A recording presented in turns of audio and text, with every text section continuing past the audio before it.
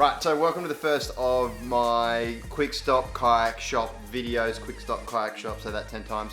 Now today we're upgrading the power solutions for a Kayak Livewell. Mine's at the back there. I've got a Hobie Livewell, but this solution is going to play in there for anybody that's got a bilge pump type setup Livewell on their kayak. So meet my Hobie Livewell behind me. I've had it since 2015 when the model was released, and it was one of the first ones into Australia. She's been going strong now for 5 years, and she isn't in her prime anymore, and she's looking quite beat up, but the mojo in that Livewell means that I really don't want to get another one. The problem that I have though is that probably every 12 to 18 months I go through a lead acid battery. They continue to fail on me over some time, and I'm a little bit over carrying that lead acid around, so I'm thinking about going to lithium ion.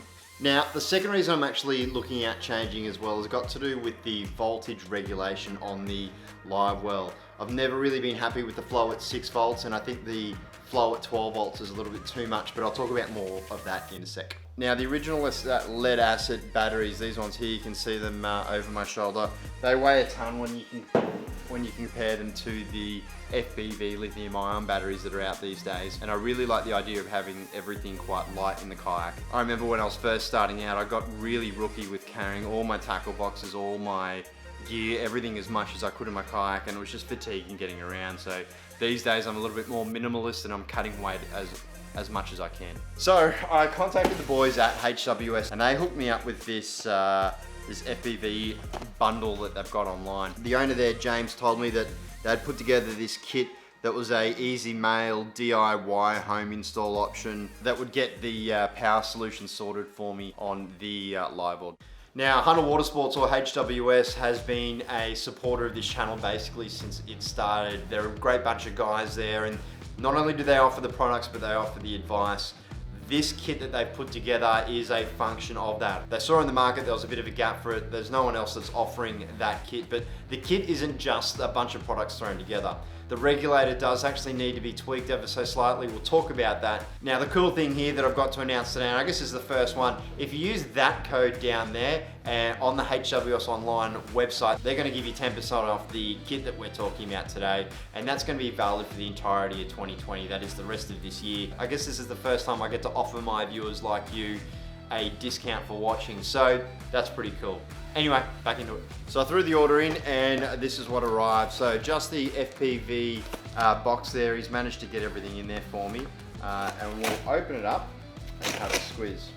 So inside we've got a few things. First one, we have a FPV power 12 volt 1.5 amp hour regulator. We'll come back to that. We have a battery, which is the 12 volts FPV 7 amp hour battery with the single connector there. We have a charger and the pigtail. Now there's a couple of options that I'll talk about a little later, but I went with the pigtail option. Now for those of you saying, hang on Byron, those bilge pump Livewells run on 6 volts, well that is where the regulator actually come in.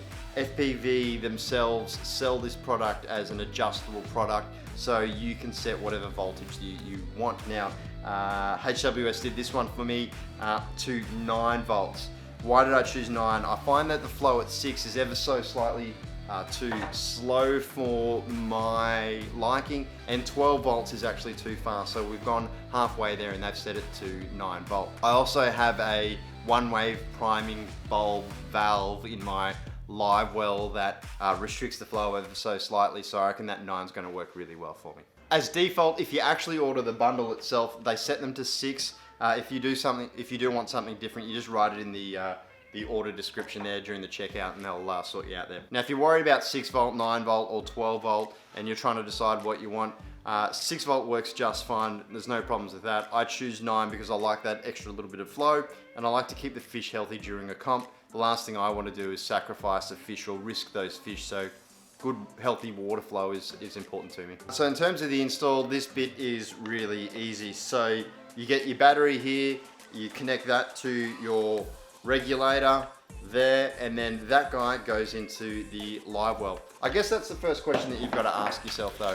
When you're doing this kit, do you want to go for the pigtail option, which is this one here, or, give me a sec, whoop, this option here, which is an easy FPV to Hobie adapter.